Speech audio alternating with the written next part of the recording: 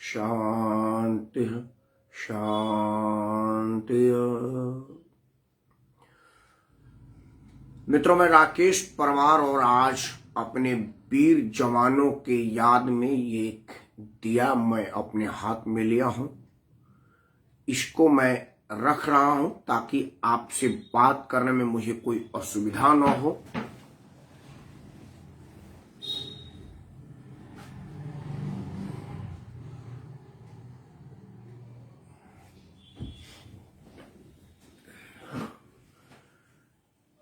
नमस्कार, मैं राकेश परमार और आप देख रहे हैं आपका बात। मित्रों, आपके बात पर आज और कोई चर्चा नहीं, ना कोई सुर्खियां, ना कोई विशेषता। आज बात सिर्फ वैलेंटाइन डे की, क्योंकि आज वैलेंटाइन डे है, प्यार का दिवस।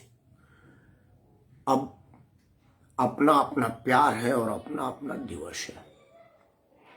मेरा प्यार है मेरे बहादुर सैनिकों की जाबाजी, बहादुरी, उनकी देश पर कुर्बान होने की पराकाष्ठा, राष्ट्र के नाम खुद को शहीद कर देने की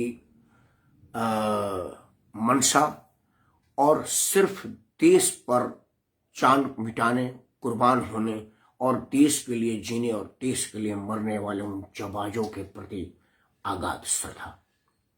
मैं देश के उन तमाम ज्ञात अज्ञात जवानों को, जिन्होंने देश पर अपने जान की कुर्बानी दी, अपना सर्वोच्च बलिदान दिया, और वो जो लोग जो जाबाजी के सारे मापदंडों को पार करते हुए हमारे लिए शानदार मौके, शानदार जीत दिलाए, उन सबको मैं अपनी गहरी शुभकामनाएं, सादर प्रणाम और संवेदनाएं व्यक्त करता हूं।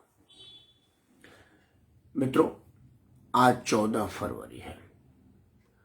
आज ही के दिन पुलवामा में हमारे बहुत सारे जांबाजों ने अपनी शहादत दी थी, अपनी कुर्बानी दी थी, अपना सर्वोच्च बलिदान दिया था।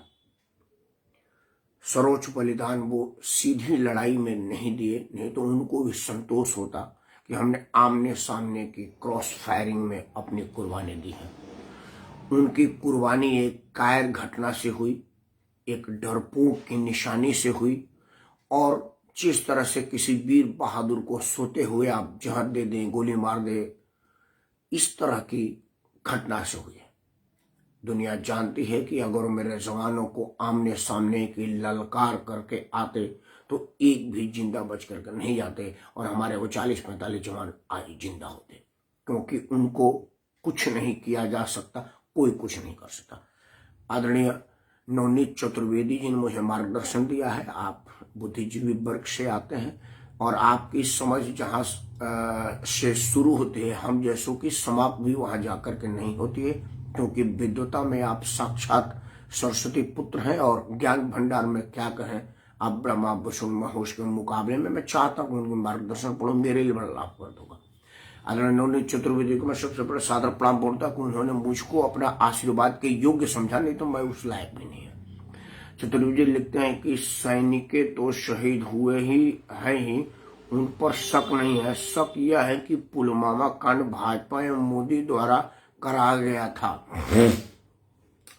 जैसा कि मैंने उम्मीद किया था कि नवनीत चतुर्वेदी जी का ज्ञान वो वहां से शुरू होती है जहां हम जैसों की समाप्त भी नहीं होती, मतलब हम वहां सोच भी नहीं सकते। आदरणीय नवनीत चतुर्वेदी जी वहां जाकर के अपनी ज्ञान को समाप्त करते हैं। नवीन चतुर्वेदी जी अपने हिसाब से जो कहे हैं वो तमाम विपक्ष कह रहा है, यही नहीं कह रहे हैं। आज का मेरा मुद्दा ही यही है, लेकिन इस मुद्दे पर विश्लेषण पहले मैं अपने वीर जवानों के सम्मान में अपना प्रणाम पेश कर लूं, अपना सलाम पेश कर लूं, अपना सर्वोच्च आदर सम्मान पेश के साथ आदरणीय अखिलेश गौतम जी को नमस्कार। मित्रों, अपनी बात बढ़ाने से पहले मैं कह रहा हूं कि मेरी बातों को कुछ देर रोक करके आप सबसे पहले एक दिया जलाइए। देखिए मेरे पीछे वो दिया जल रहा है। मैं सवेरे जब पूजा करता हूं तो अगरबत्ती जलाता हूं, आसान रहता है। 2 अगरबत्ती निकाला, एक तिल लगाया और जला करके ओम नमः शिवाय कहा और हनुमान चालीसा का पाठ कर लिया। ये मेरा रूटीन क्रिया, रोज बिना मतलब नागा ये करता हूँ। इसके करने के बाद ही मैं भोजन ग्रहण करता हूँ, वो चाहे मैं 12 बज जाए, 1 बज जाए, 2 बज जाए या सवेरे 8 बज जाए, ये नित्य क्रिया है। लेकिन आज मैंने अगरबत्ती के साथ दिया भी जलाया था, और वो दिया भी मैंने अपने भगवान के उस पवित्र मंदिर के यहाँ रखा था जहाँ मैं रोज पूजा करता हूँ। हमारे यहाँ जो हर गृहस्थ के सामने मंदिर है, छोटे से गणेश जी है, छोटे से गौरी हैं, कुछ कैलेंडर हैं, कुछ तस्वीरें हैं, जो आम घरों में होता है। मेरा कोई मंदिर तो है नहीं, जो हर हिंदू घर में होता है, एक स्थान बना दिया जाए, पूजा होता है। मैंने वहीं पर एक दीपक जलाया था। मैं ये तो नहीं कहूंगा कि ये दीपक सवेरे से वही जल रहे, नहीं, मैंने अभी आपके यहाँ संबोधन करने से पहले दोबारा जलाया है, क्योंकि सुबह जलाया वो आपने नहीं देखा था, जो शाम जलाया वो आप देखिए। कम से कम आज आप सोशल साइट पर एक जलता हुआ दीपक जरूर लगाइए उनके सम्मान में। खैर, आज का बात है कि आखिर कोई कैसे मांग सकता है सबूत हमारे शहीदों के शहादत की। चर्चा इसी पर है। मित्रों, एक फिल्म में डाला था कि हमें अपने बहादुरी पर संदेह नहीं है, संदेह हमारी नपुंसक राजनीति पर है जो हमारे हाथ बांधे हुए है।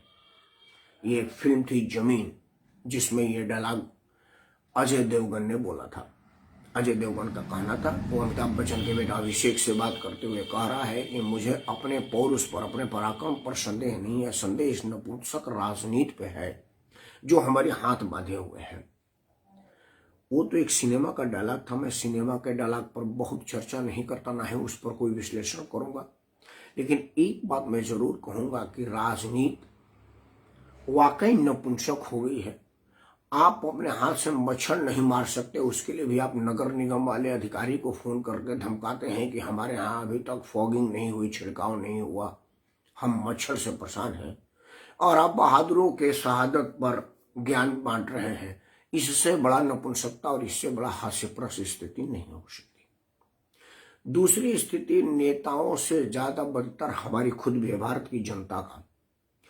क्योंकि हम सब लोग बर्दाश्त कर लेते हैं, कोई हंस के भुला देता है और कोई आदमी उसमें कहता है छोड़ो यार हमने क्या करना। नहीं, आप इसको भुलाइए नहीं। जो नेता आपको हमारे शहीदों के शहादत पर संदेह करता है, आप एक बार उसे पूछिए कि भाई आप आधा दिन के लिए, पूरा दिन तो खैर उनके औकात नहीं है, लाश उनकी वहां से आएगी, हो सकता है लाश में गल फट जाए। आप उनको बोलिए कि महोदय आप एक दिन सियाचिन ग्लेशियर में बिताइए। वो सारे ताम झाम के साथ जो हमारे फौजी रहते हैं, आप दिन भर एक दिन सियाचिन ग्लेशियर में बिताइए, एक दिन राजस्थान के रेगिस्तान में बिताइए, एक दिन चेरापूंजी के बरसात में बिताइए, एक दिन आसाम के सीमा पर बिताइए, और अब आकर के बतियाइए कि क्या सेना के लोग कैसे रहते हैं। आपको एक वाक्य बता रहा हूं। ये वाक्य शीला दीक्षित का विधानसभा का चुनाव था। एसएसबी सशस्त्र सेना बल के जवानों की दिल्ली में ड्यूटी लगी थी। एसएसबी में मेरा एक रिश्तेदार था, मेरे साले साहब का बेटा था, वो एसएसबी में था। आसाम में पोस्टिंग थी उसकी। आसाम से फोर्स दिल्ली आई थी और दिल्ली के सिविलाइन इलाके में ठहरा था। जब वो दिल्ली आया तो मेरे को फोन किया कि फूफा जी हम लोग चुनाव ड्यूटी में आए हैं, आपसे मिलना चाहते हैं। मैंने पूछा कि तुम कहाँ हो? बोला ये तो मुझे मालूम नहीं है, कोई थाना है। मैं बोला वहां कोई सिपाही हुआ है तो उससे बात कराओ। तो वो सिपाही से बात करा तो बोला जी पुलिस लाइन में है सर ये। अच्छा पुलिस लाइन में, चलो ठीक है मैं आ रहा हूं। तो मैं पुलिस लाइन गया, पुलिस लाइन से उसको घर लेके आया। तो वो सबसे पहले जानते हैं क्या कहा था? फूफा जी 1.5 साल हो गया था आदमी को देखे हुए। मतलब 1.5 साल से मेरी छुट्टी नहीं हुई थी और 1.5 साल हो गया था आदमी से भेंट के। वही हमारे सिपाही के जो लोग, जो हमारे जो एसएसबी के लोग थे वही मिलते थे। हमारे यहाँ एक जोक होता है, पता ना उसको क्या बोलते हैं, मुझे मालूम नहीं है कि आप किस भाषा में सुनते हैं। वो चिपक जाता है पानी में, ज्यादातर मटमेले पानी में होता है, मतलब गहरे पानी में नहीं होता, बाती पानी में नहीं होता।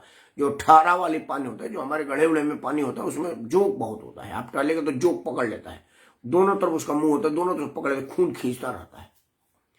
और वो कह रहा था कि फूफा जी इतना बड़ा बड़ा जोक पकड़ लेते थे, खाने में घुस जाते थे, अजीब अजीब तरह के कीड़ा होते थे जो हम लोग खाना खाने के लिए मच्छरदानी टाइप का कुछ रख के ढक के तब खाते थे, नहीं तो खाना कर खाना पकाते वक्त तो जैसी ढक्कन हटाओ 2-4-5 कीड़े घुस के मरी जाते थे। ऐसी स्थिति से हम लोग यहाँ आए हैं, हमें ऐसे लग रहा है जैसे हम जन्नत में आ गए हैं। बताइए, हमारे जवानों को आसाम के कहीं कह रहा था कि ये तो मुझे मालूम नहीं है कि मैं कौन से गांव में था, का जगह था, वहां दूर दूर तक कोई नहीं था। उसी तरह से जब कोई सियाचिन ग्लेशियर में होता है, ऊपर से बर्फ गिर जाता है तो सवेरे उठता है तो घंटा लग जाता है उसको बर्फ निकालते निकालते निकालते, तब जाकर के उसको आसमान दिखती है, वो भी नमी वाली ठंडी। नंगे आंख से आसमान को भी नहीं देख सकता। जब वो रेगिस्तान में रहता है तो रेगिस्तान में खड़े खड़े जल जा करके पंछियां जल जाते हैं पेड़ पर। कह रहे थे कि एक बार कि हम लोग राजस्थान सीमा पर थे तो 4-5 पंछियां वैसे स्वतः गिर गई, बैठे बैठे पेड़ से। उन्होंने इतनी ज्यादा गर्मी लगी कि वो एकदम नीचे गिर गई, वो लू से मर गई। ऐसी विषम परिस्थिति में हमारे जवान काम करते हैं देश के लिए, आपके लिए, और उनके शहादत को आप अपमान करते हैं कहते हुए कि मेरे को सबूत दिखाया जाए। आप समझिए कि आज पुनः जब पुलवामा शहादत का बरसी था, हमारे सारे नेता दोबारा से उस घाव को हरा कर दिए। आज तेलंगाना के मुख्यमंत्री बी चंद्रशेखर राव ने भी कहा कि भाई बुराई क्या है, what's wrong with Rahul Gandhi asked. अब बताइए कि राहुल गांधी के ऊपर चंद्रशेखर राव कह रहे हैं कि भाई इसमें कहाँ कोई गलती है। अगर राहुल गांधी पूछ रहे हैं कि क्या सबूत है, उस वक्त पाकिस्तान और भारत के तमाम मोदी विरोध नेता एक ही स्क्रिप्ट में बात कर रहे थे। क्या इससे हमारे फौजों का मनोबल गिरेगा नहीं और पाकिस्तान का मनोबल बढ़ेगा नहीं? पाकिस्तान के प्रधानमंत्री वहां के पार्लियामेंट में इस बात की स्वीकृति करते हैं कि भारत फिर से सर उठा रहा है और पुलवामा जैसा कोई और बड़ा घटना की पुनरावृत्ति कर रहा है। हम इसके लिए होशियार हैं और हमारी फौजें तैयार हैं। और हमारे भारत के नेता कह रहे हैं कि जी वहां पर तो एक कबूतर मरा था और 2 पेड़ गिरे थे।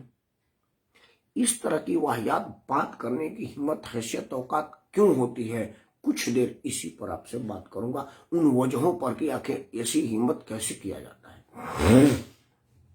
असल में मित्रों क्या होता है कि हमारे देश में कोई सेना के तारीफ में मैं बोल रहा हूं, ये वीडियो 5 आदमी देखेगा, 2 आदमी शेयर करेगा और 4-5 आदमी लाइक करेंगे।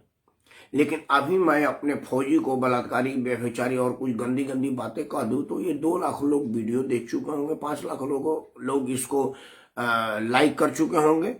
और कल ही मैं देश के नामी चैनलों पर बुलाया जाऊंगा कि आइए जी, आप बड़ा प्रोग्रेसिव सोच के आदमी हैं, आप अपना विचार हमारे चैनल पर रखिए। 2-4 दिन बाद देश की बड़ी और पुरानी पार्टी आएगी जी, भाई साहब आप सीधे राज्यसभा में जाएंगे, एमएलसी बनेंगे, नामित सदस्य बनेंगे या चुनाव लड़के आएंगे, महासचिव, सचिव जैसे किस पोस्ट पर मुझे अनुकंपित और अनुग्रहित करेंगे? बताइए। ये देखा जा रहा है। कन्हैया कुमार ने हमारे फौजियों को बलात्कारी कहा था, कम्युनिस्ट पार्टी ने उसको बेगूसराय से टिकट दिया। खैर हस्र तो उसका हमको पहले पता था कि क्या होने वाला है, इसलिए नहीं को गिरिराज सिंह के विरुद्ध, इसलिए कि बिहार की जनता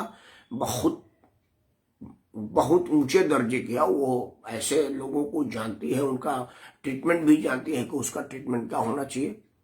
तब कांग्रेस पार्टी ने उसको बुलाया और अपने साथ रख लिया। कन्हैया ने क्या किया है? कन्हैया का योगदान क्या है कि उसने जेएनयू में भारत तेरे टुकड़े होंगे इंशाअल्लाह का नारा आयोजित किया था। अफजल हम शर्मिंदा है, तेरे कातिल जिंदा है की बात कहा था। कितने अफजल मारोगे, हर घर से अफजल निकले का स्लोगन रेज किया था और हमारे फौजियों को बलात्कारी कहा था। इतनी सारी चीज कहने के बाद उसके शरीर को उतनी छेद करनी चाहिए कि वो कंफ्यूज हो जाए कि सांस कहां से ले और वो कहां से करे। उसके जगह उसको वाई ग्रेड की सुरक्षा मिली और सरकारी तामझाम के साथ वो इधर उधर विचरण कर रहा है और देश की सबसे पुरानी पार्टी ने उसको अपना उम्मीदवार बनाया। ये इसलिए होने की हिम्मत हुई क्योंकि हमने देशवासियों को इस विषय पर सोचने का मौका ही नहीं दिया कि वो इस विषय पर सोचे कि भाई इतनी बड़ी गलती कोई कर क्यों सकता है और करने की साहस कैसे कर सकता है। क्योंकि हमने देश की आजादी के दिन से ही लोगों को खुद में उलझाए रखने की बीड़ा उठाया है और खुद में उलझा दिया है। उसके पास हमने और कुछ छोड़ा ही नहीं है। वो स्वयं में उलझा हुआ है और उसकी उलझन ना कभी सुलझेगी और ना ही वो कभी इस विषय पर सोच पाएगा कि जी करे क्या। हमने कहीं जात में बांटा है, कभी क्षेत्र में बांटा है, कभी ऊंच नीच में बांटा है, अब पुरुष और महिला में बांट रहे हैं। आज आपने देखा होगा कि कारपोरेशन का चुनाव डिक्लेयर हुआ, फलाना सीट महिलाओं के लिए आरक्षित कर दी गई, फलाना सीट ST/ST के लिए आरक्षित कर दी। मतलब हमको आपन में उलझा कर रखे हुए हैं, इसीलिए लोग उसी उलझन में सुलझाने में लगे हुए हैं। उनको इस बात का कहां फर्क पड़ता कि कोई हमारे फौजी को गाली दे रहा है। लेकिन मित्रों, ये फिजा बदलनी चाहिए, ये माहौल बदलना चाहिए। फौज ना तो किसी जात की होती है, ना किसी धर्म का होता है। फौज देश का होता है। कोई आदमी किसी आदमी के लिए अपना जान दे दे, ऐसा कोई उदाहरण नहीं होता है। सिनेमा में देखा जाता है कि प्रेमी प्रेमिका के लिए जान दे दिया। असल जिंदगी में ये होता है कि आदमी देश के लिए जान दे देता है, जैसे उन जवानों ने दे दिया था, जैसे करगिल में लोगों ने दिया था, जैसे और भी देशों में आप सुनते होंगे कि सीधी लड़ाई में हमारे जवानों ने अपनी सर्वोच्च कुर्बानी दी, अपना प्राणों की आहुति दे दी। लेकिन उनके घर वाले मतलब एक शब्द शिष्कत तक भी नहीं आया, उन्हें प्राउड हुआ कि हमने इतने बहादुर बच्चा जन्म दिया था। ऐसे बहादुरी को आप बार बार प्रणाम करिए, ऐसे बहादुरों को नतमस्तक रहिए और इनके विरुद्ध बोलने वालों का बहिष्कार करिए। कैसे करेंगे? आप कानून को हाथ में ना लें, हाँ मारपीट ना करें।